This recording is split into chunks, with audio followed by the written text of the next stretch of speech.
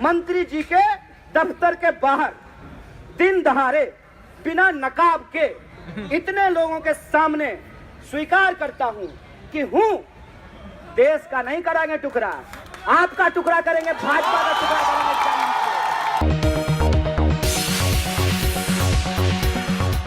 आदाब नाजरीन, INT today news में आपका खैर मकदम है। पेश है ये खास खबर खास आपके लिए।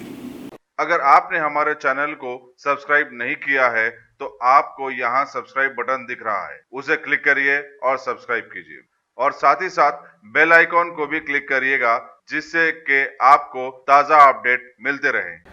पुलिस से हमारी कोई लड़ाई नहीं है क्योंकि हम लोग हमेशा ये नारा लगाए हैं, ये अंदर की बात है, पुलिस हमारे साथ है।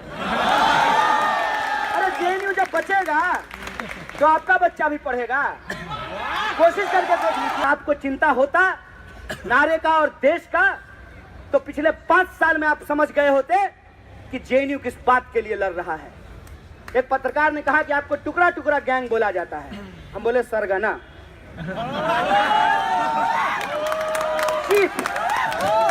चीफ बोला जाता है। और यहाँ मंत्री जी के दफ्तर के बाहर दिन दहाड़े बिना नकाब के इतने लोगों के सामने स्वीकार करता हूं कि हूं देश का नहीं कराएंगे टुकड़ा, आपका टुकड़ा करेंगे, भाजपा का टुकड़ा करेंगे। जान लीजिए ये ऐलान है, ये इसको हमारा इकबाल होना चाहिए। तो आप क्यों बर्थडे पार्टी करते हैं? तो आपको क्या लगता है कि JNU में लोग पैदा होकर के नहीं आए हैं? आपकी कोई समस्या का समाधान नहीं होने जा रहा है। जितना गाली देना है आप दे लीजिए, जितना एंटी नेशनल कहना है कह लीजिए, इससे आपके बच्चों को नौकरी नहीं मिलेगी, इससे आपको सुरक्षा नहीं मिलेगी, इससे आपको इस देश में बेहतर बुनियादी सुविधाएं नहीं मिलेगी। इसलिए JNU में उलझे रहते हैं। हम भी समझते हैं, आपका खुन्नस हमको समझ में आता है। एडमिशन होना इतना आसान बात थोड़ी है, इतना आसान बात है। एक पत्रकार आकर के बोले डिग्री नहीं है उनके पास, है कि नहीं है हम नहीं जानते हैं, हम पढ़ते हैं, देख भी लीजिए हमारा। आप लोग वहां जो है 35 साल PhD करते हैं, गजब बात करते हो यार। 35 साल में हम PhD कर लिए तो अपराध कर दिए, अब मोदी जी MA किए हुई डिग्री नहीं दिखा रहे हैं तो बजाओ ताली। ये कैसी बात है? किन चीजों पे बहस कर रहे हो? कह रहे हो कि JNU में पार्टी होता है, दिक्कत है, पार्टी नहीं होना चाहिए। तो आप क्यों बर्थडे पार्टी करते हैं? तो आपको क्या लगता है कि JNU में लोग पैदा होकर के नहीं आए हैं? JNU में तो लोग पैदा होकर के आए हैं ना, उनका भी कोई बर्थडे होगा ना। अरे कम से कम इस जनरेशन का तो होगा ही जो इंस्टाग्राम चला रहा है। एक दिन अम्मा को हम पूछे, अम्मा तुम कब पैदा हुई? तो बोली बारिश का मौसम था, भैंस को 2 बच्चे हुए थे। हम बोले अब भैंस को जाके कैसे पूछेंगे, बताओ तुम कब प्रेग्नेंट हुई थी? ये जनरेशन है। बोलिए ये पार्टी नहीं करेगा, करेगा पार्टी। दिक्कत किस बात से है? एक बात बता दीजिए कि हमको भाई इस बात से दिक्कत है JNU से, कोई एक चीज बता दीजिए किस बात से दिक्कत है? पार्टी करते हैं उससे दिक्कत है, पता नहीं गिनती कैसे गिना, नजीब को आज तक नहीं ढूंढ पाए। JNU के डस्टबिन से 3000 कॉन्डोम, विजुअल दिमाग में लाइए। डस्टबिन के पास बैठ करके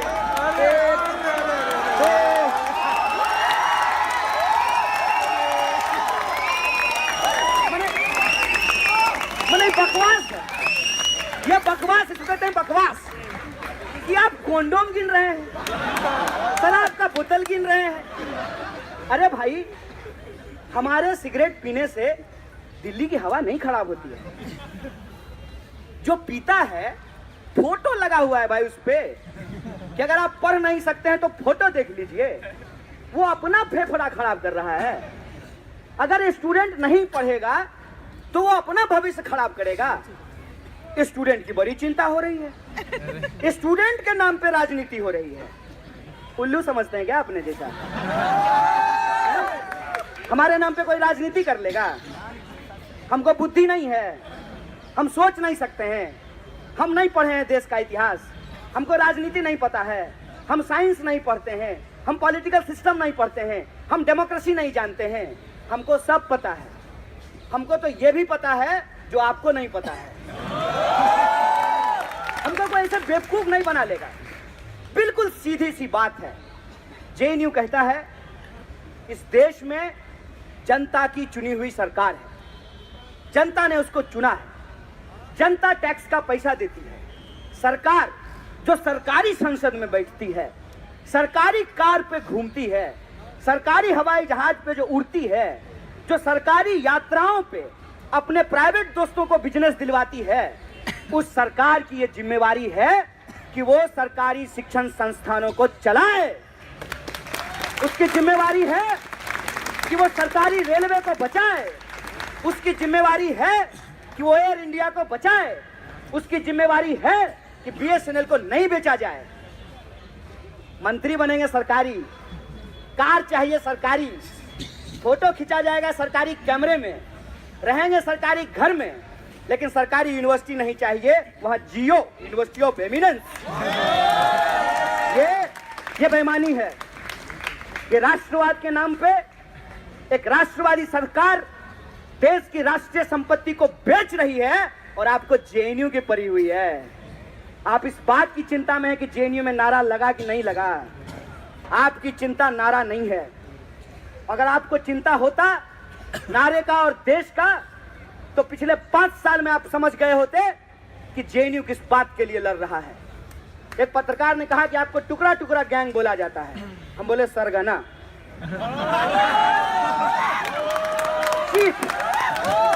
चीफ बोला जाता है। और यहाँ मंत्री जी के दफ्तर के बाहर दिन दहाड़े बिना नकाब के इतने लोगों के सामने स्वीकार करता हूं कि हूं देश का नहीं करेंगे टुकड़ा, आपका टुकड़ा करेंगे, भाजपा का टुकड़ा करेंगे। जान लीजिए, ये ऐलान है। ये इसको हमारा इकबालिया बयान समझिए आप, ये हमारा ऐलान समझिए आप कि देश को तोड़ने की आपकी साजिश, देश को नफरत के आग में जलाने की आपकी साजिश, बेईमानी के आधार पे आपकी राज करने की साजिश को नाकाम करेंगे। और आपको क्या लगता है कि आप कभी रिजर्वेशन को गाली दे करके, कभी पब्लिक फंडेड यूनिवर्सिटी को गाली दे करके, कभी मेरिट का तर्क ला करके हमारी लड़ाई को गुमराह कर देंगे? आइए, भेजिए जिसको भेजना है। जौन सा आपका सबसे सुयोग्य संतान है उसको भेजिए बहस करने के लिए। हम बहस करेंगे आपसे। हम आपको बताएंगे कि मेरिट क्या होता है। मेरिट ये होता है कि इस देश के गरीब से गरीब इंसान के बच्चे, पिछड़े से पिछड़े इलाके के बच्चे काला हांडी से आते हैं भाई साहब, जहां आज तक बिजली नहीं पहुंची है। जहां बिजली नहीं पहुंची है वहां के बच्चे अपनी मातृभाषा तो जानते ही हैं, बांग्ला, उड़िया, भोजपुरी, मैथिली, मलयालम, कन्नड़, तमिल, तेलुगु, असमीस, ये सब भाषा तो वो जानते ही हैं। आपकी फर्राटेदार अंग्रेजी भी सीख करके एंट्रेंस देते हैं, पास करके नौकरी देते हैं। और मेरिट की बात करते हैं। क्या मेरिट है आपके लल्ला का? जैसा का क्या मेरिट है? क्या मेरिट है? सिर्फ इस बात को छोड़ दिया जाए कि उनकी शकल हूबहू अमित शाह से मिलती है। उस आदमी का क्या मेरिट है? उसको कैसे इस देश में बीसीसीआई का सेक्रेटरी बना दिया गया है? पूछेंगे कोई सवाल? कोई ठोकेगा ताल? बताएगा कि नेशन वांट्स टू नो? हम चैलेंज करते हैं आपको। है हिम्मत? करेंगे सवाल। जेएनयू से आपको चिढ़ इसलिए है कि जेएनयू सिर्फ जवाब देना नहीं सिखाता है, जेएनयू सवाल पूछना सिखाता है। और वो रवायत हमारे भीतर है। और आपको ये लगता है पुलिस से हमारी कोई लड़ाई नहीं है, क्योंकि हम लोग हमेशा ये नारा लगाए हैं, ये अंदर की बात है, पुलिस हमारे साथ है। अरे जेएनयू जब बचेगा तो आपका बच्चा भी पढ़ेगा। कोशिश करके देख लीजिए, देखिए आपको बच्चे को पढ़ाने में क्या तकलीफ होती है। और मेरी माँ को सरकारी नौकरी नहीं है, 3000 कमाती है। बताइए, जेएनयू था, इतना पढ़ा के सिखा दिया है ना कि जो आप पे हुक्म चलाता है ना उसको हम आंख दिखाते हैं। तो जेएनयू की बचाने की लड़ाई आपके हक और अधिकार की लड़ाई है, आपके बच्चों के पढ़ने की लड़ाई है। इस देश में गरीब से गरीब इंसान ये सोच सके कि हम पीएचडी करेंगे, हम भी अंग्रेजी बोलेंगे, हम भी जीभ टेढ़ी करके ब्रिटिश और अमेरिकन दोनों एक्सेंट में अंग्रेजी बोलेंगे। ये आत्मविश्वास देता है ये यूनिवर्सिटी। ये यूनिवर्सिटी डराती नहीं है। ये यूनिवर्सिटी ये नहीं देखता है कि आपके बटुए में पैसा कितना है। ये यूनिवर्सिटी ये नहीं देखती है कि आप जूता किस ब्रांड का पहन करके आए हैं। ये यूनिवर्सिटी ये नहीं देखती है कि मोदी जी की तरह आपने जर्मन चश्मा लगाया है कि नहीं लगाया है। ये यूनिवर्सिटी ये नहीं देखती है कि आपके पापा के पास लेटेस्ट एप्पल है कि नहीं है। ये यूनिवर्सिटी आपकी टूटी फूटी अंग्रेजी के चलते आपको बेइज्जत नहीं करती है।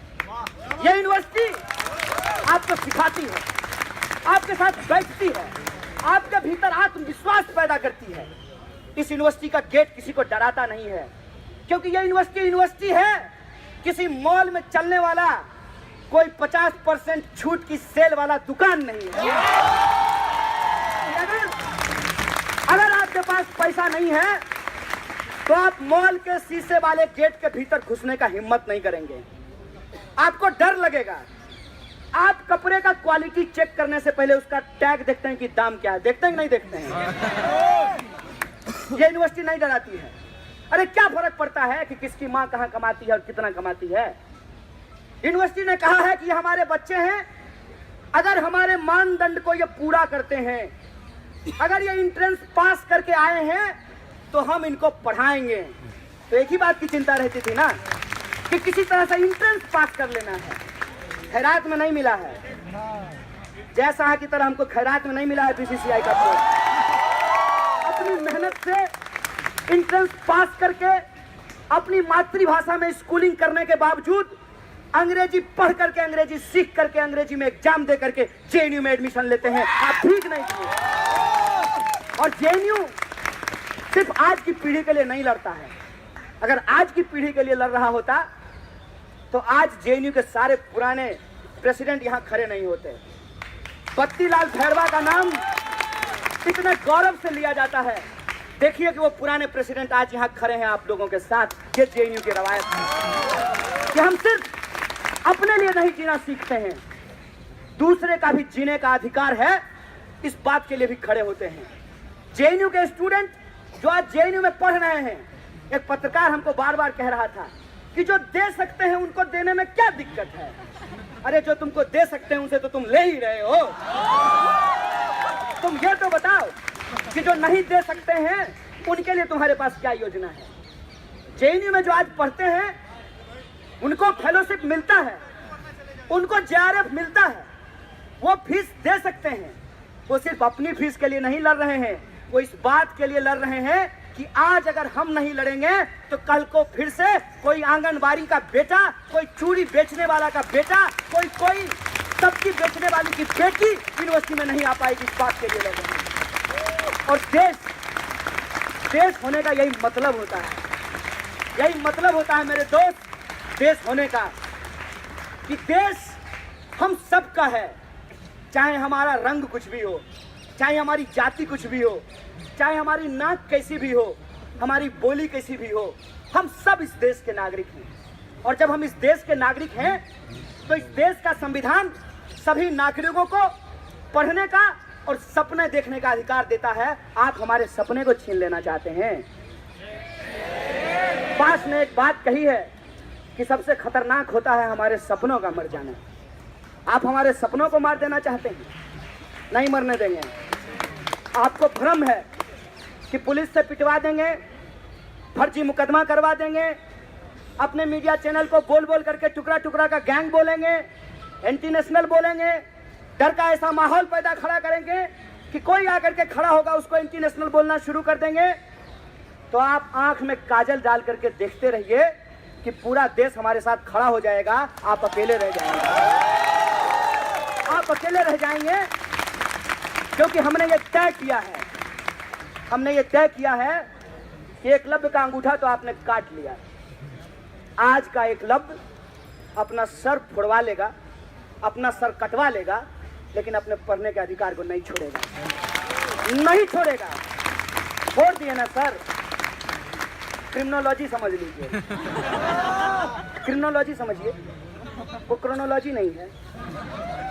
क्रिमिनोलॉजी ये है कि पहले एक देश की यूनिवर्सिटी को, जिसने इस देश को क्या नहीं दिया है, भारी बेशरम लोग हैं, दुद्दू को मंत्री बनाए हुए हैं जेएनयू से, दुद्दू को। और इस्तेमाल क्या करते हैं हमारे दोनों पुराने एलुमनाई का, जैसे भाजपा जब चुनाव हार जाएगी ना तो बाइट देने के लिए शाहनवाज हुसैन को भेज देगी, अब भाजपा जब जीत जाएगी तब पात्रा आएंगे मोदी जी की कृपा समझाने के लिए। अभी जब जेएनयू का मामला हुआ है तो दोनों जेएनयू के एलुमनाई को आगे कर दिया है। एक एलुमनाई ने कहा कि हमारे समय में टुकड़ा टुकड़ा गैंग नहीं था। सर 2014 से पहले टुकड़ा टुकड़ा सरकार भी नहीं था। और ये साजिश, ये क्रिमिनोलॉजी आप समझिए कि अगर किसी महिला का जमीन कब्जा करना हो, उसकी पति की मौत हो गई है, तो उस विधवा को बदचलन साबित करना बहुत जरूरी है। पहले उसको डायन बताया जाएगा, उसके गले में जो है जूते की माला पहना करके उसको गांव में घुमाया जाएगा, फिर गांव के दबंग जो है उसकी जमीन को कब्जा कर लेंगे। जेएनयू के साथ हूबहू यही काम किया जा रहा है कि जेएनयू पूरे देश में कोई ऐसा मुद्दा हो, हर मुद्दे पे ये यूनिवर्सिटी खड़ा होती है। पिछले अगर आप 5 साल का अकाउंट मांगिएगा तो हम बता देंगे, मतलब हम सरकार नहीं है, ये नहीं बता पाएंगे कि नोटबंदी के बाद काला धन कहाँ गया। हम बता देंगे कि 2014 में जब सरकार आई तो इस देश में क्या हुआ। 14 में सरकार आई, शपथ ग्रहण करने के लिए आए थे हमारे साहेब, गुजरात भवन में हमारा प्रोटेस्ट होना था, गंगा ढाबा से अरेस्ट कर लिए। समझ में आ गया कि फांसीवाद अब आपके घर पे है। फांसीवाद और कुछ नहीं होता है, फांसीवाद यही होता है कि आपसे आपका अधिकार छीना जाएगा और आपको लगेगा कि ये देश हित में है। फांसीवाद और कुछ नहीं होता है कि एक भेड़ को दूसरे भेड़ के खिलाफ खड़ा कर दिया जाए और भेड़िया कहे कि मैं एम्पायर हूं, तुम में से जो हारोगे उसको खाएंगे। उसका भूख कभी खत्म नहीं होगा और हम कभी बचेंगे नहीं। ये हमको समझना पड़ेगा कि 2 भेड़ अगर लड़ रहे हैं तो कोई एक भेड़ ही हारेगा ना दोस्त।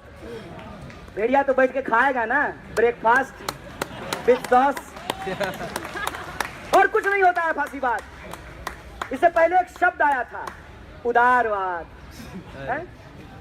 उदारवाद क्या है? उदारवाद कि कोका कोला के सामने सत्तू और लस्सी जाकर कहे हाय हाउ आर यू, मैं उदारवादी हो गई हूं, तुम भारत के बाजार में आ जाओ, लोग अब लस्सी और सत्तू नहीं पिएंगे, अब जो है ठंडा मतलब कोका कोला होगा। यही होता है ना उदारवाद, कि भेड़ चल करके भेड़िए के पास जाए और कहे कि उदारवादी समय में मैं उदारवादी हो गई हूं, मुझे खा जाओ। इस देश में इस नीति ने इस देश का बेड़ा गर्क किया है। इतने यूनिवर्सिटीज खुले, इतने कॉलेज खुले, ट्रेन में अगर पूछ दीजिए किसी विद्यार्थी से कि क्या करते हो, हर दूसरा तीसरा कहेगा कि इंजीनियर हैं। इतने इंजीनियर इस देश ने पैदा किए, इतने एमबीए घूम रहे हैं, ब्याह होना बंद हो गया है। सही बात बोले, इंजीनियरिंग का डिग्री लेने के बाद भी शादी नहीं हो रही है, अलग समस्या है। नौकरी का गारंटी नहीं है। हमारे एडहॉक के लिए जो टीचर लड़ रहे हैं उनसे कभी पूछिए, प्लान करते हैं घर लेने का, लेकिन ये तो गारंटी हो कि अगला 6 महीना इंटरव्यू नहीं देना पड़ेगा। हर वक्त ये डर लगा रहता है कि रिटेन होंगे कि नहीं होंगे। बताइए क्या गुनाह किए, पीएचडी किए, पढ़े लिखे, किताब लिखे, और जो है हर 6 महीने में उस टीचर इंचार्ज को देखते रहते हैं कि तुम ही माए बाप हो साहब, जो करवाना है करवा लो। ये उदारवाद ने पैदा किया है कि लोगों के बुनियादी अधिकार उनसे एक एक करके छीन लिए गए। क्या कह करके कि सरकारी संस्थान परफॉर्मेंस नहीं करते हैं, और बेशरम की तरह इसरो के साथ जाकर के फोटो भी खिंचवाते हैं। वाह मोदी जी वाह।